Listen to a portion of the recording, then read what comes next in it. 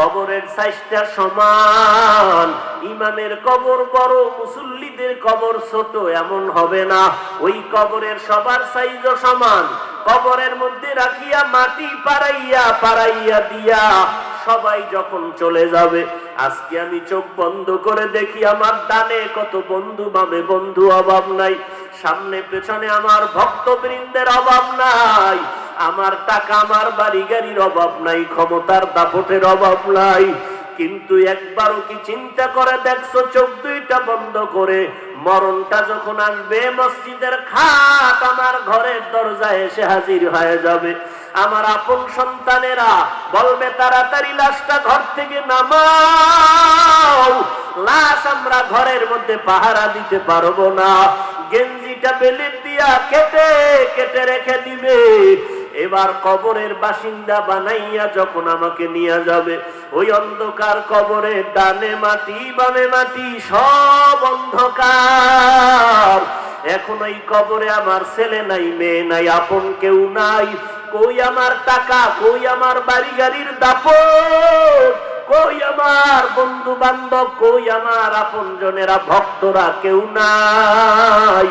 আল্লাহর নবী বলেন, এখন এই কবরে দুইজন ফেরেশতা হাজির হয়ে যাবে তিনটা প্রশ্ন করার জন্য।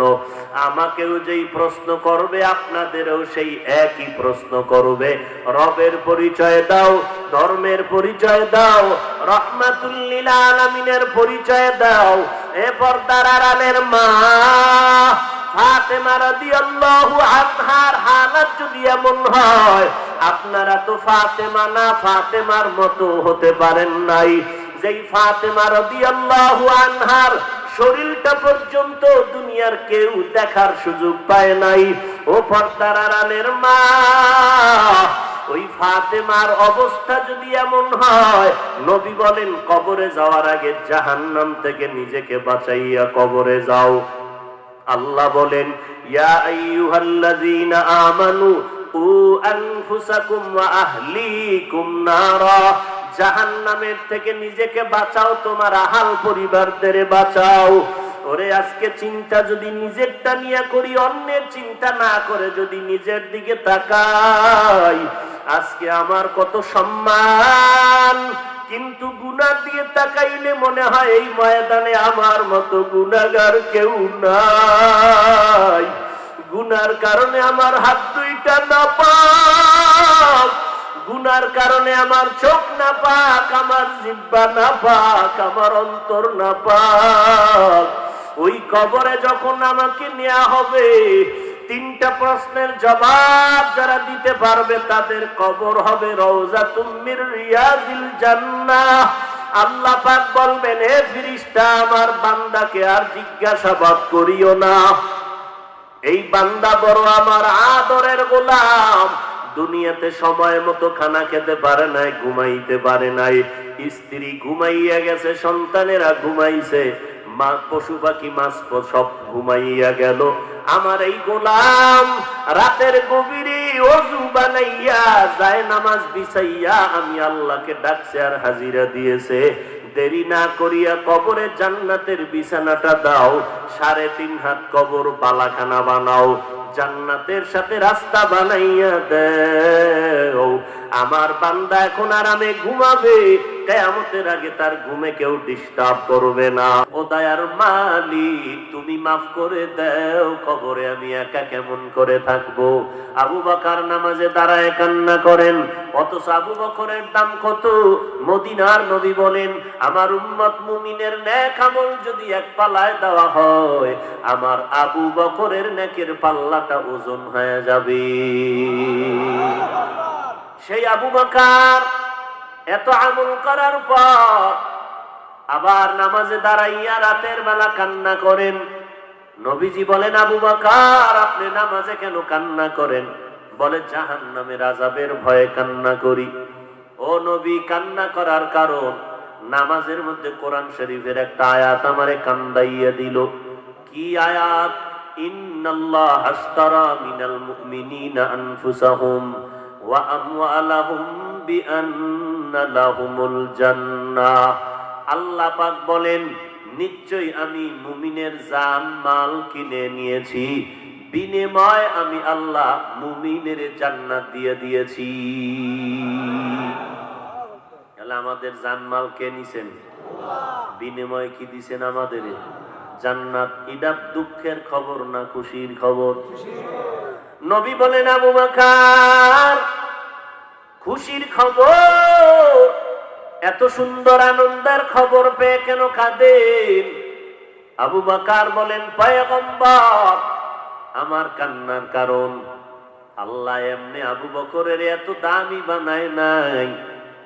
যখন নবীর ইন্তেকাল হয়ে যাবে, ইযা জাআ নাসরুল্লাহি ওয়াল ফাতহ ওয়া রাআইতান নাসা ইয়াদখুলুনা ফি দীনিল্লাহি আফওয়াজা, নবীকে আল্লাহ আয়াত নাযিল করে বললেন, বিজয়ের সময় আপনার হে নবী দলে দলে দলে দলে বিধর্মীরা কালেমার পতাকা তলে ডুবতেছে।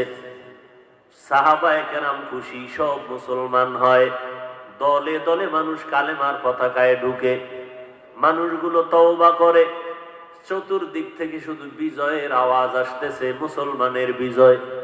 সাহাবায়ে কেরামরা খুশি হয়, আবু বকরের মতো বান্দা চোখের পানি ছেড়ে কান্না করে। সাহাবায়ে কেরাম বলেন, আবু বকর খুশির সংবাদ আসলো, ইযা জাআ নাসরুল্লাহি ওয়াল ফাতহ ওয়া রাআইতান নাসা ইয়াদখুলুনা ফি দীনিল্লাহি আফওয়াজা। এত সুন্দর খুশির খবর পাইয়া আমরা সবাই আনন্দে আছি, আপনি কেন কান্না করেন? আবু বকর ডাক দিয়ে কয়, আমি তো মূল হাকিকতের মধ্যে নজর করে দেখলাম, খুশি উপর দিয়ে দেখা যায়, ভেতরে কান্নার আওয়াজ। বলে কেমন কান্নার আওয়াজ? বলে মানুষগুলো দেখা যায় মসজিদ ভর্তি, মসজিদের কোনো জায়গা নাই, ফাঁকা নাই, একতলা মসজিদ দোতলা হয়ে গেল, দলে দলে মানুষ জুমার মসজিদে ঢুকতেছে, দলে দলে ওয়াজের প্যান্ডেলে আসতেছে। কিন্তু হাকিকতের মধ্যে নজর করে দেখলাম, এই মানুষগুলো শুধু জুমা পড়ে মানুষকে দেখানোর জন্য, অন্তরের মধ্যে কোনো মহাব্বত নাই, অন্তরের মধ্যে রসুলের সুন্নত নাই। এমন কি অবস্থা যে জুমার মসজিদে আসিয়াও সালামটা ফিরাইয়া দৌড় দেয়, পরে 4 রাকাত সুন্নাত নামাজটাও তারা পড়ে না। তাহলে হাকিকতের মধ্যে ভেজাল আছে না নাই? আবু বকর বলে, উপর দিয়ে দেখতেছি দলে দলে মুসলমান, কিন্তু ভেতরের হাকিকত বড় দুঃখ।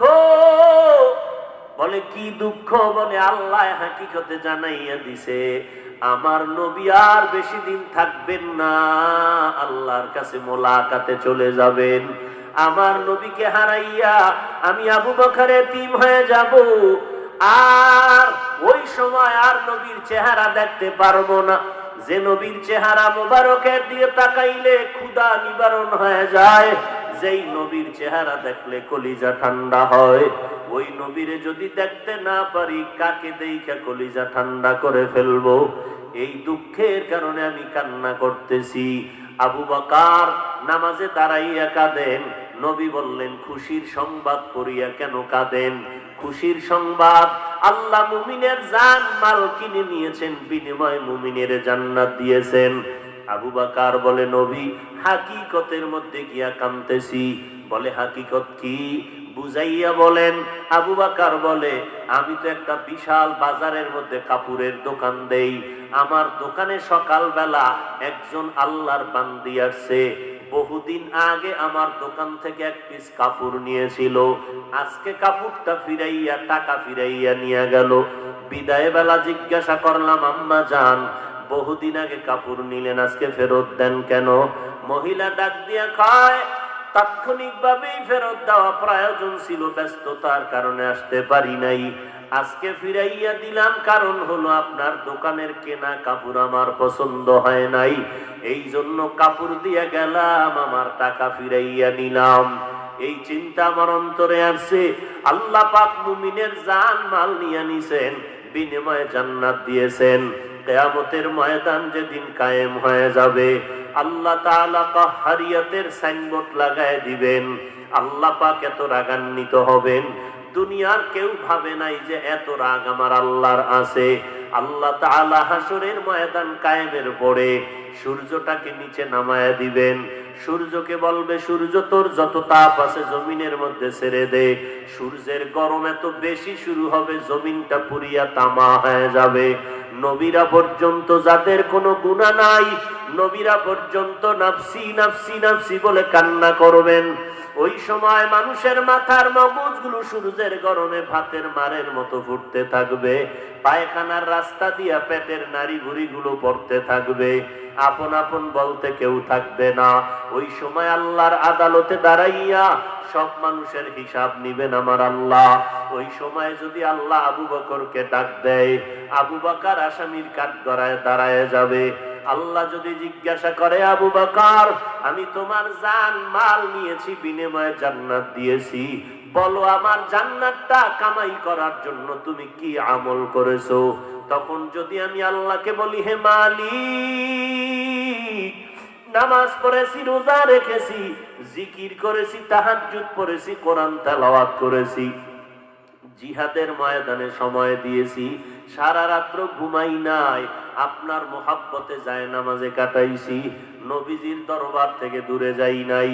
আল্লাহ পাক যদি তাৎক্ষণিকভাবে আমাকে হাসরের ময়দানে বলিয়া ফেলেন, এ আবু বকর, আমার জান্নাতটা ফিরাইয়া দাও, তোমার জানমাল ফিরাইয়া নাও, তোমার জান আর মাল নিয়ে তুমি জাহান্নামে যাও, আমার জান্নাতটা ফিরাইয়া দাও। আল্লাহকে যদি তখন বলি, আল্লাহ কেন? আল্লাহ যদি বলেন, ও আবু বকর, তুমি যত আমল করেছো আমার দরবারে একটা আমলও পছন্দ হয় নাই। যেমন ওই মহিলাটা আমার দোকান থেকে কাপড় নিয়ে ফিরাইয়া টাকা নিয়ে গেল, কেন? বলে তোমার দোকানের কাপড় আমার পছন্দ হয় নাই। আল্লাহ যদি বলে, আবু বকর, আমার জান্নাত আমাকে ফিরায় দাও, তোমার জানমাল নিয়ে জাহান্নামে যাও, তোমার নামাজ রোজা তেলাওয়াত আমি আল্লাহর কাছে পছন্দ হয় নাই, বলেন নবী, ওই সময় আমার হাতে জাহান্নামের হ্যান্ডকাপ লেগে যাবে, জাহান্নামের দিকে ফেরেশতারা আমাকে নিয়ে যাবে। ওই সময় আমি আবু বকরের কি উপায়? এই ভয় আমি আবু বকর অজর দ্বারায় কান্না করতেছি। এই জন্য বলছি, মুসলমান, জান্নাতের টিকিট পাওয়ার পরে আবু বকরের মতো গোলাম কেন চোখের পানি ছেড়ে কান্না করলেন, নফল ইবাদত করলেন? অতএব আজকে যারা আমল লাগবে না লাগবে না বলিয়া যেই টুপিওয়ালারা উম্মতের ধোকা দেয়, নফল নামাজ লাগবে না, কাজা নামাজ লাগবে না, জুমার আগে সুন্নত লাগবে না, এদেরকে চিহ্নিত করে নাও, এরাই হলো উলামায়ে আহলে বাতিল। এরা হক না বাতিল? ইলমে রায়ে জাজ করদান বেহিসাব, খলকে রাদাদান জওয়াবে বাসওয়াব, হক না দারাত দোস্তে খলকা জারেরা, নিস্তেই খসলত একে দিনদারেরা। আমল লাগবে নি? আল্লাহ পাক বলেন, আমল লাগবে কার? আমি ঘোষণা দিয়া দিলাম, এই জমিনের মধ্যে যারা রবের সাথে মোলাকাত করতে চায়। কার সাথে? রবের সাথে যারা মোলাকাত করতে চায়, ও নবী, তাদের জন্য কর্মসূচি, তারা আমলে সালেহ করবে, নেক আমল করবে। আর যারা রবের সাথে মোলাকাত করতে চায় না, এদের কোনো আমলের কোনো প্রয়োজন হবে না। যারা রবের সাথে মোলাকাত করতে চায় তাদের জন্য নেক আমল। কিন্তু রবের চিনি না, মোলাকাত কখন করব? একজনারে চিনলে, জানলে, মোহাব্বত বাড়লে না, এবার মোহাব্বতের টানে বলবো তারে দেখতে চাই। মুসা নবী তুর পাহাড়ে গেলেন আগুন আনার জন্য। আগুন আনতে গিয়া রবের সাথে কথা শুরু হলো। কথা বলতে বলতে বলতে বলতে মোহাব্বত শুরু হয়ে গেল। এমন মোহাব্বত, এবার ডাক দিয়ে কয়, রে আল্লাহ, গোপনে কত আওয়াজ শুনাইলেন, এখন আর ভালো লাগে না, রব্বি আরিনি, দেখতে মনে চায়। ও মালিক, কুদরতের হাত দিয়ে আমার সাথে একটু মোলাকাত করবেন, পর্দাগুলো খুলে দেন, আমি আল্লাহ আপনার সাথে মোলাকাত করতে চাই। আল্লাহ বলেন, লান তারানি, কখনো তুমি আমাকে দেখতে পারবা না। মুসা নবী বলে, না দেখে আমি এখান থেকে যাব না। এমন মোহাব্বত আর মায়া বাড়ে গেল, এখন তোমারে না দেখলে কলিজা ঠান্ডা হবে না। অতএব ওই আল্লাহর বান্দা রবের সাথে মোলাকাতের তামান্না তখনই তৈরি হবে যখন বান্দার মধ্যে রবের পরিচয় আসবে। আসলে আমরা এখন তো রবের চিনি না, মোলাকাতের তামান্না আসবে কখন? আর যদি রবের চিনতাম তাহলে জীবনটা গেলেও সুদের টাকায় ব্যবসা করতাম না। রবের পরিচয় তো জানলাম না, কে আমার রব, ওই রব আমার কেমন, রবের এত কোনদিন দেখলাম না। এই জন্য আহলুল্লাহ যারা, খাঁটি আল্লাহ ওয়ালা যারা, আউলিয়ায়ে কেরাম যারা, তারা বলেন, মান আরাফা নাফসাহু ফাকাদ আরাফা রাব্বাহ। যেই বান্দা বান্দি নিজেকে চিনে সে তার রবেরও চিনে। আল্লাহ বলেন, ওয়াফি আনফুসিকুম আফালা তুবসিরুন। ও বান্দা, তুই কই তালাশ করো আমাকে? আমারে যদি খুঁজতে চাও, পেতে চাও, আমেরিকা, লন্ডন, লেবাননে যাওয়া লাগবে না, নিজের মধ্যে একটু খুঁজিয়া দেখ, আমি আল্লাহর কুদরতের ঘেরা। নিজের মধ্যে তালাশ করো, আমার আল্লাহকে পাইবা। আল্লাহ ওয়ালারাও বলেন, আল্লাহও বলেন, বলে কই আমার মধ্যে তো অনেক তালাশ করে দেখলাম, আল্লাহরে তো দেখি না। বলে, চামড়ার চোখ দিয়া দেখা যাবে না, অন্তর চক্ষুটা খুলে দে, কলবের চক্ষু খুলিয়া দেখ, রবেরে কই তালাশ করো, রব আমার সামনে হাজির। কলবের চক্ষু দুইটা খুলে দাও তো রবের সাথে তুমি মোলাকাতের চান্স পেয়ে যাবে। নিজের মধ্যে তালাশ করো আমার রব, আমার আল্লাহর তালাশ করো, নিজের ভেতরে পাইবা। বলে, আমার মধ্যে কেমনে তালাশ করব? নিজেরে ভালো করে চিনতে পারলে রবেরও চিনতে পারবা। আমরা নিজেরে চিনি নকল পরিচয়, আসল পরিচয় চিনি না। আমার পরিচয় দিয়ে আমি বড় বক্তা, আমি বড় মুফতি সাহেব, আমি বড় প্রিন্সিপাল, আমি বড় মুহাদ্দিস, বড় টাকাওয়ালা, বড় চেয়ারম্যান।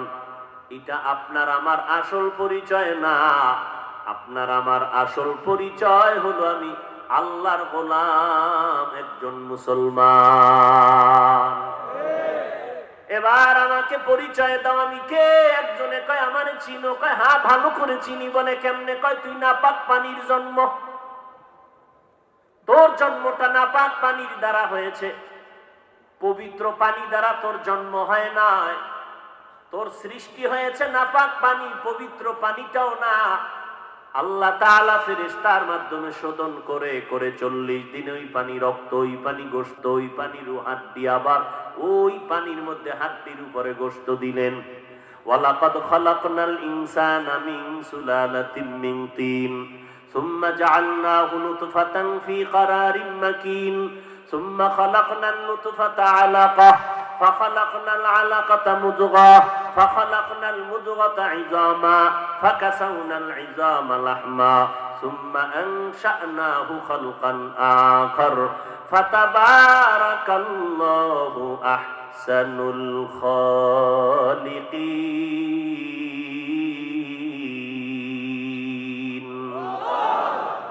আল্লাহ তাআলা বলেন, শক্ত মাটি নাপাক পানির দ্বারা তোমারে বানাইয়া 40 দিন শোধন করে করে ফেরেশতার মাধ্যমে ওই নাপাক পানি রক্ত, রক্তটারে আবার 40 দিন শোধনের দ্বারা এবার গোশত, হাড্ডি, এর উপরে আবার গোশত দিলাম। এ বান্দা, রবের পরিচয়টা নাও। এত বিশাল আসমান আমি আল্লাহ বানাইছি, আর কেউ বানায় নাই। এই আসমানটা যিনি বানাইছেন তিনি আমার যেমন রব, আমারেও যিনি বানাইছেন তিনিও আমার রব। সূর্যটারে যিনি বানাইছেন তিনিও আমার যেমন রব, আমার যিনি বানাইছেন তিনি সেই একই রব। নজর করে দেখছো রে গোলাম, এ জমিন থেকে 500 বছরের দূরত্ব প্রথম আসমানটা 500 বছরের মোটা, এর উপরে আবার খালি জায়গা 500 বছরের ফাঁকা, এরপরে আবার দ্বিতীয় আসমান 500 বছরের মোটা। এই রকম উপরে 7টা মহাশূন্য, 7টা আসমান আল্লাহ বানাইছেন, 7টা জমিন বানাইছেন। ও বান্দা নজর করে দেখছো, এত বিশাল আসমানটা আল্লাহ বানাইলেন, এত বিশাল 7টা আসমান মহাশূন্য আর জমিন 7টা। আল্লাহ বলেন আমি এগুলো বানাইতে 6 মাস সময় লাগাই নাই, ফি সিত্তাতি আইয়াম, মাত্র সময় লাগাইলাম মাত্র 6 দিন। কয়দিন? এই 6 দিনের বানানো আসমানটা আমি যেইভাবে সেটিং করে দিলাম ওইভাবে আছে, নড়াচড়াও করে না, একটা নিচের থেকে খুঁটিও নাই, উপর থেকে রশি দিয়ে কোনো টানাও দেই নাই, এইভাবে সুন্দর করে আমি সেটিং করে রাখলাম। নজর করে দেখবি কেউ না, তিনি হলেন আমার রব।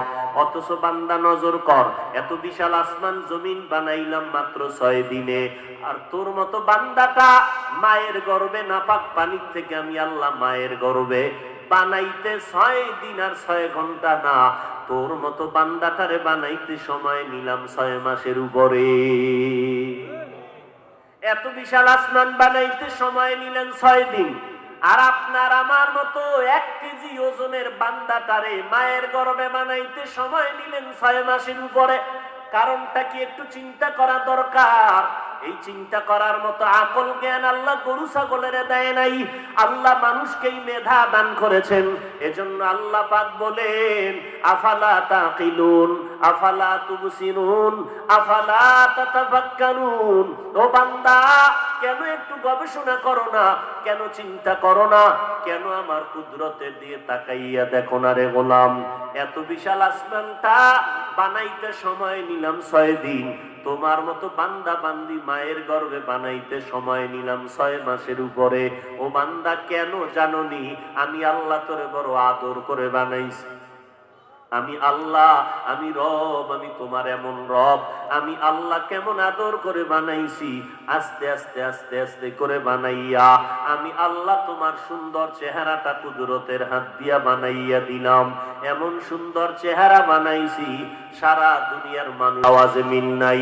আমি আল্লাহ এত সুন্দর করে বানাইয়া প্যাকেটের মধ্যে প্যাকেট দিয়া কাভারিং করে দিলাম, বিন্দু থেকে বিন্দু বাতাস ঢুকার আমি সুযোগ দেই নাই। দুনিয়াতে আসার পরে বান্দা তুই কি খাবি, আমি আল্লাহ খানার আয়োজন করে দিলাম। এত সুন্দর খানার আয়োজন। দুনিয়ার মানুষ বাচ্চার জন্য আম্মাজান সুজি পাকায়, সুজিটার জন্য চিনি লাগবে, দুধ লাগবে, লবণ লাগবে, গরম করা লাগবে, পানি লাগবে, চুলা লাগবে, পাত্র লাগবে। এই সুজিটারে গরম করিয়া আবার পাত্রে ঠান্ডা করে আধা ঘন্টা পরে 2-3 চামচ বাচ্চাটারে দেয়, 4 ঘন্টা পরে অবশিষ্ট সুজি ফালাইয়া দেয়, কারণ নষ্ট হইয়া গেছে। এই সুজি বাচ্চাটারে দিলে পেট নষ্ট হয়ে যাবে। আল্লাহ পাক বলেন আমি তোর কেমন মায়ার রব, তোরে আমি দুনিয়াতে পাঠাবার আগে তোর মা বাবা কোনোদিন আমাকে বলে নাই। আমি আল্লাহ তোর মায়ের স্তনে দুধের আয়োজন করে দিলাম। দুনিয়ার মানুষ ফ্লাক্স বানায় 24 ঘন্টার বেশি গরম থাকে না, আর আমি আল্লাহ এমন সুন্দর এক ফ্লাক্স বানাইয়া তোর খানার আয়োজন করেছি। এমন সুন্দর পিওর দুধ, যেই দুধের মধ্যে চিনি লাগবে না, লবণ লাগবে না, পানিও লাগবে না, আগুন লাগবে না, ঠান্ডা করারও প্রয়োজন হবে না। ও বান্দা, এই দুধ তুই 2 বছর পর্যন্ত পান করবি, কোনোদিন দুধ নষ্ট হয়ে যাবে না। এরে নবীর উম্মত, আমি তোর কেমন রব। আমি আল্লাহ পাক রব্বুল আলামিন তোরে এত সুন্দর করে বানাইয়া দুনিয়াতে পাঠাইয়া দিলাম। মাকে মা বলে ডাকতে পারো না, আব্বাকে আব্বা বলে ডাকতে পারো না, তোর শুধু একটা আওয়াজ কান্নার। ওই কান্নার আওয়াজ দিয়া তুই কি চাও তোর বাবাই বুঝে না, ভাই বোনেরা বুঝে না। ওই কান্নার মধ্যে একটা রাডার তোর মায়ের ভেতরে ফিট করে দিলাম। কখন কান্না দিয়া তুই কি চাও তোর বাবাও বুঝে না, তোর মা বুঝতে পারে।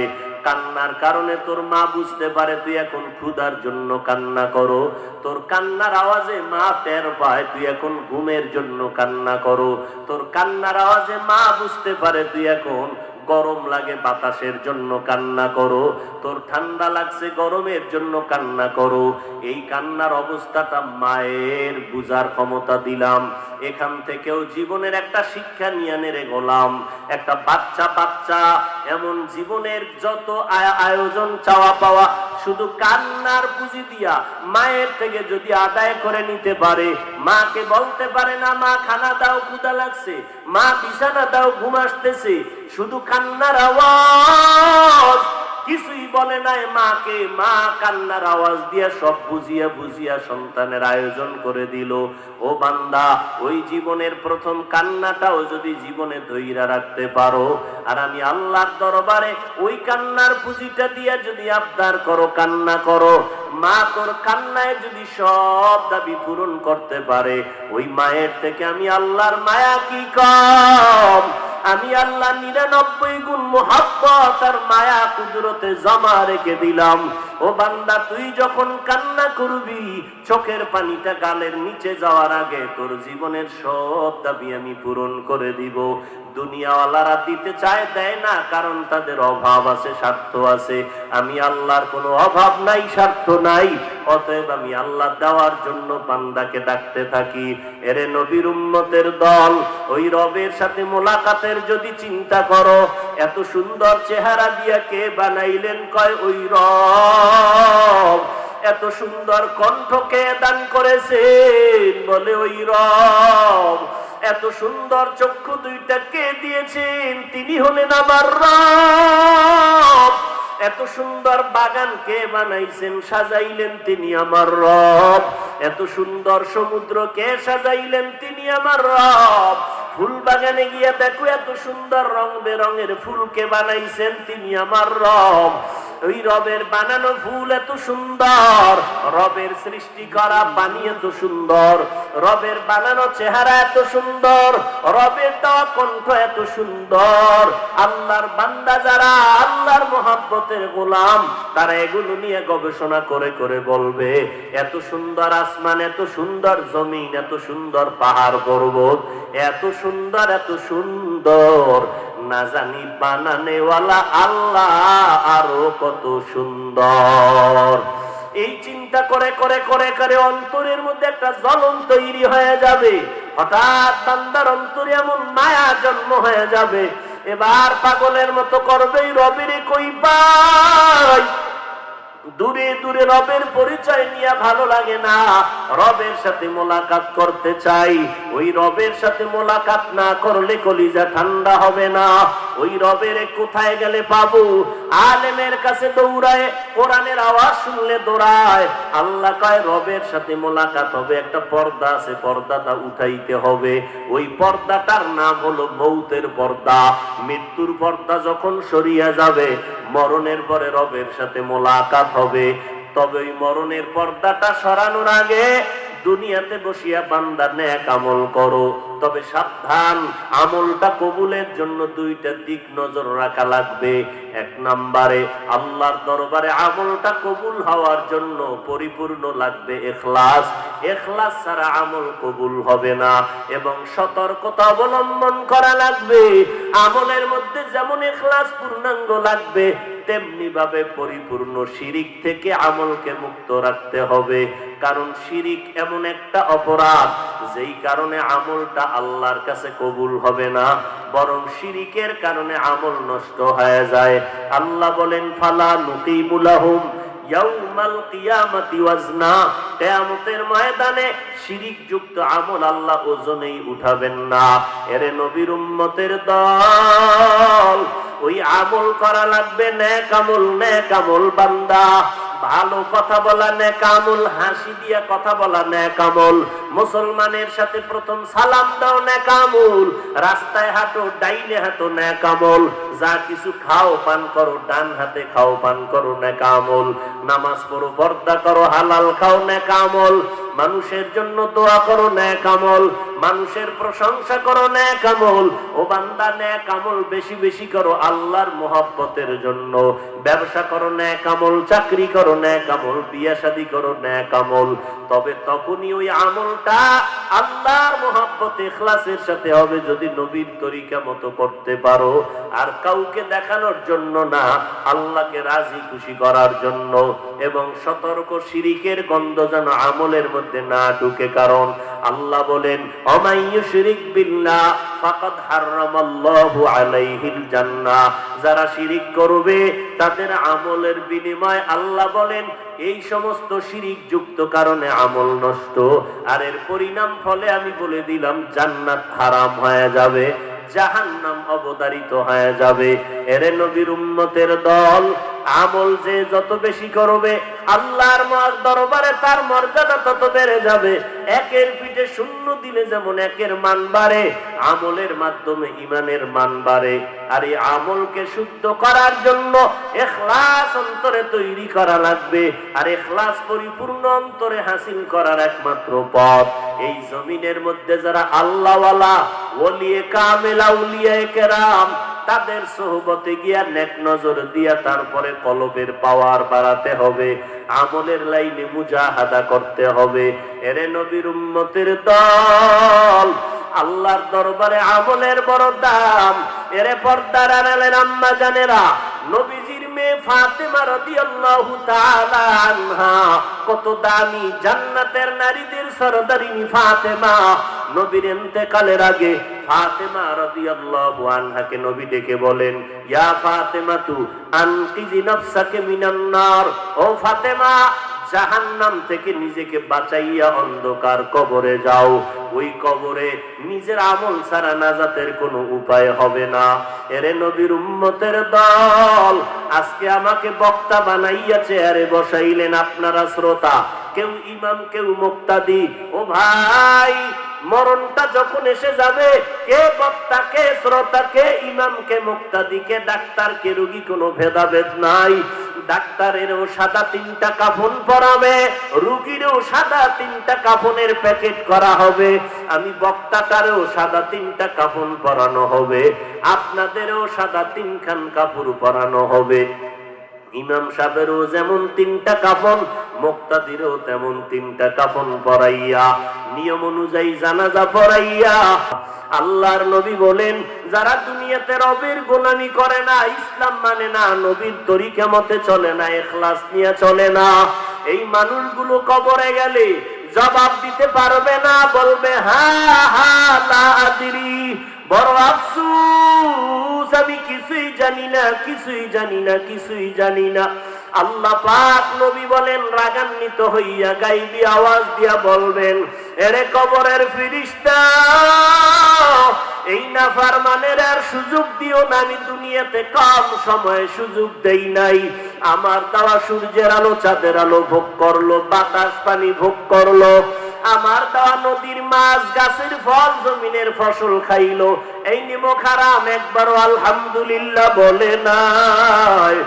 আলেম ওলামারা পায়ে ধরে ধরে নামাজের দাওয়াত দিত, একবারও আজান শুনিয়া মসজিদে যায় নাই। এখন আর সময় দিও না, এখনই তাড়াতাড়ি জাহান্নামের বিছানাটা কবরে দাও, জাহান্নামের সাথে রাস্তা বানাইয়া দাও। কবরের ভিতরে 1টা না 2টা না 70 থেকে 99টা সাপ কবর এসে ভরে যাবে। সাপের জবান খুলবে আর বলবে, রে নাফরমান, আল্লাহর অর্ডারে আসি তোকে আঘাত করার জন্য। যেদিন নিষেধ না করবে ততক্ষণ তোকে আঘাত করতেই থাকবো। আল্লাহর নবী বলেন, আমার আল্লাহ রাগান্বিত হইয়া বলবেন, ও কবরের মাটি, এই গুনাহগার নাফরমানের 2 পার্শ্ব থেকে জোরে জোরে চাপ দাও। এত জোরে জোরে কবরের মাটি তোমাকে আমাকে চাপ দিবে, চাপের কারণে পাজরের হাড় চুরমার হয়ে যাবে।